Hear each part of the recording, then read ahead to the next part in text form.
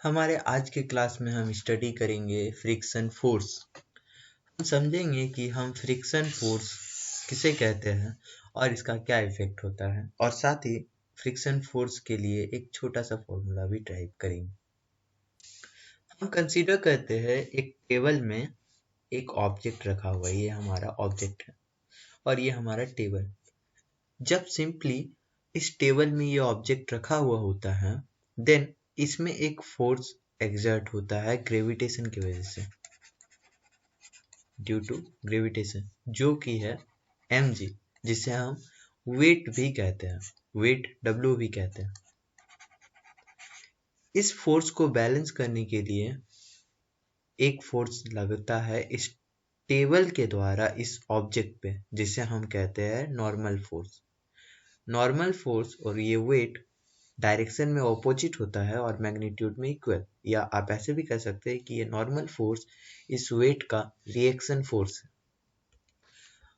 अब अगर हम एक फोर्स लगाते हैं यहाँ से और इस ऑब्जेक्ट को मूव करवाते हैं, इस डायरेक्शन में इस ऑब्जेक्ट को मूव करवाते हैं, देन इस टेबल के सरफेस और इस ऑब्जेक्ट के सरफेस के बीच एक फोर्स लगेगा और उस फोर्स का डायरेक्शन होगा इधर।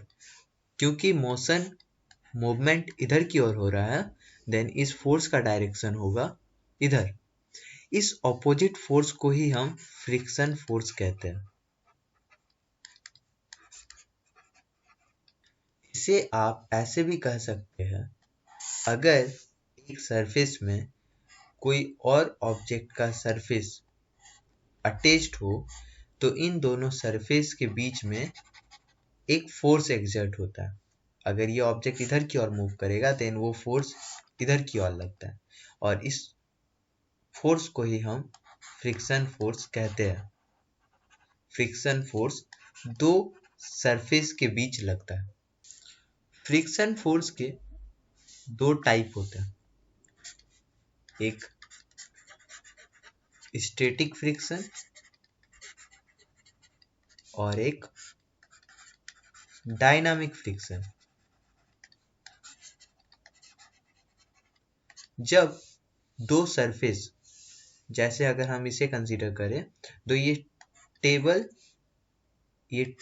और ये ऑब्जेक्ट, इन दोनों सरफेस के बीच में कोई रिलेटिव मोशन नहीं हो, तब उसे हम स्टैटिक फ्रिक्शन कहते हैं। यानी कि दोनों ऑब्जेक्ट एक दूसरे के रिस्पेक्ट में रेस्ट में होता है, और अगर वो दोनों ऑब्जेक्ट एक दूसरे के रिस्पेक्ट में मोशन में आ जाए, यानी ये मूव करना शुरू कर दे, तब इसे हम डायनामिक फ्रिक्शन कहते हैं। समझते हैं कि काइनेटिक फ्रिक्शन के केस में हम फ्रिक्शन फोर्स के मैग्नीट्यूड को कैसे निकालें। देन समझना ये है कि ये जो फोर्स है नॉर्मल फोर्स, जिसे हम जनरली n से रिप्रेजेंट करते हैं, फ्रिक्शन फोर्स इस नॉर्मल फोर्स के डायरेक्टली प्रोपोर्शनल होता है। यानी कि ये फोर्स जितना ज़्यादा होगा, फ्रिक्शन फोर्स भी उतना ज़्यादा होगा जब हम इसे मूव करेंगे। अगर ये फोर्स कम है तो ये फोर्स फ्रिक्शन फोर्स भी कम होगा जब हम इसे इधर की ओर मूव करेंगे। जब हम इस प्रोपोर्शनलिटी को हटाते हैं, यहाँ एक कांस्टेंट इंट्रोड्यूस होता है। इस कांस्टेंट को हम कहते हैं coefficient of friction. Coefficient of friction.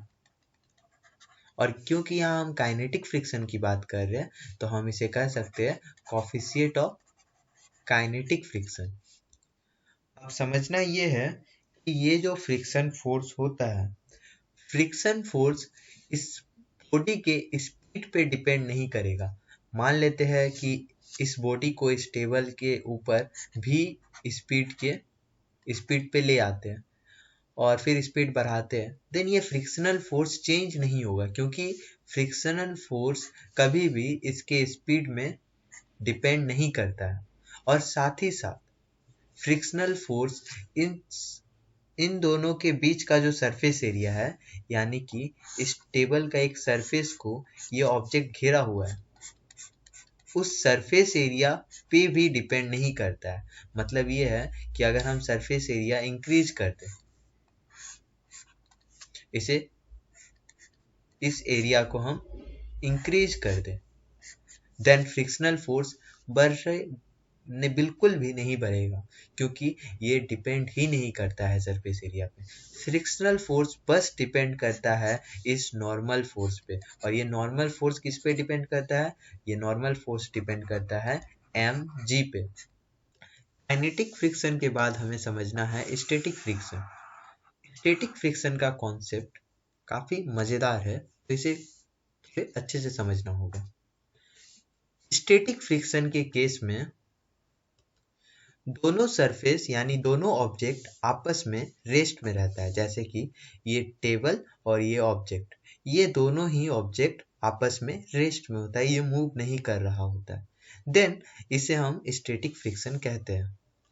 Static friction का मैग्नीट्यूड हम कैसे निकालें?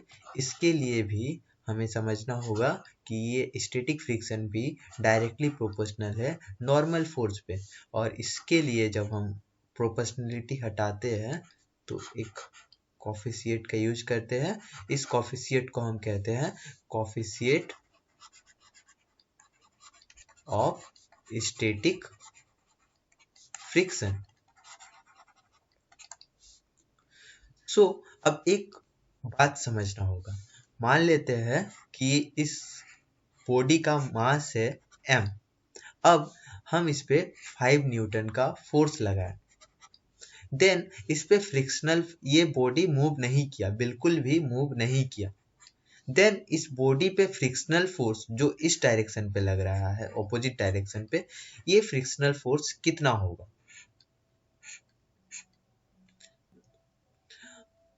अच्छा, अब हम क्या करते हैं, इस 5 न्यूटन को अब हम कर देते हैं 25 न्यूटन। अगर हम 25 न्यूटन का फोर्स एक्सर्ट करेंगे, देन ये बॉडी फिर भी मूव नहीं करेगा, ये बॉडी रेस्ट पे है। तो इस कंडीशन पे जो फ्रिक्शनल फोर्स लग रहा है, ये फ्रिक्शनल फोर्स कितना है? इसके बाद एक और केस हम समझते हैं जिसपे हम 30 न्यूटन का फोर्स इधर की ओर एक्सर्ट किए। 30 न्यूटन के फोर्स को एक्सर्ट करने के बाद हम देखते हैं कि ये बॉडी मूव करने लगा कुछ रिलेटिव 5 न्यूटन के फोर्स पे, या फिर इसे फिलहाल रहने दीजिए। क्या हुआ, हम जब 5 न्यूटन की फोर्स अप्लाई किए तो ये बॉडी मूव नहीं किया। 25 न्यूटन पे भी ये बॉडी मूव नहीं किया। देन 30 न्यूटन पे ये बॉडी मूव करने लगा। देन हमें समझना होगा कि जब हम 5 न्यूटन लगा रहे थे तो इधर का फ्रिक्शनल फोर्स कितना था। देखिए, क्योंकि ये बॉडी इधर भी मूव नहीं किया और इधर भी मूव नहीं किया, यानी कि ये दोनों फोर्स आपस में एक दूसरे को कैंसिल करता है। जब हम 5 न्यूटन का फोर्स इधर से एग्जर्ट किए थे, देन इधर से भी जो फोर्स फ्रिक्शनल फोर्स लगा, ये भी 5 न्यूटन का था। अब जब हम इसे 25 न्यूटन पे ले आए, हम 25 न्यूटन का फोर्स इस डायरेक्शन से लगा रहे हैं, देन ये बॉडी मूव नहीं कर रहा है, यानी कि अब जो फ्रिक्शनल फोर्स लग रहा है, ये 25 न्यूटन का फोर्स लग रहा है। इसका मतलब कि स्टैटिक फ्रिक्शनल फोर्स कितना अप्लाई होगा, ये डिपेंड कर रहा है उसके अप्लाइड फोर्स पे, कि हम उस पे कितना फोर्स अप्लाई कर रहे हैं और वो उसको रेजिस्ट कर पा रहा है। लेकिन अब जब हम 25 से एक्सीड करते हैं, सपोज दैट हम 26 पे भी जाते हैं, देन ये बॉडी धीरे से मूव करना शुरू कर देगा। 27 पे जाएंगे, फिर मूव करेगा और फास्ट, 28 पे भी मूव करेगा, 29 पे भी मूव करेगा और 30 न्यूटन पे भी मूव करेगा। यानी कि अब धीरे धीरे ये बॉडी मूव करना शुरू कर रहा है। 25 न्यूटन तक ये बॉडी मूव नहीं किया था। देन इस 25 न्यूटन पे अगर हम ऐप को कंसीडर कर ले 25 न्यूटन, इस कंडीशन पे यूएस का जो वैल्यू होगा, जो भी वैल्यू होगा, इसे हम कहेंगे लिमिटिंग फ्रिक्शन। लिमिटिंग फ्रिक्शन या फिर इस रिस्पेक्टिव फोर्स को हम कहेंगे लिमिटिंग फ्रिक्शन। ऐसा इसलिए ऐसा इसलिए क्योंकि ये 25 न्यूटन ही इसका लिमिट था, इससे ज़्यादा स्टैटिक फ्रिक्शन ये अप्लाई नहीं कर सकता था। अब जब ये मोशन पे आ जाएगा तब ये काइनेटिक फ्रिक्शन अप्लाई करना शुरू कर देगा।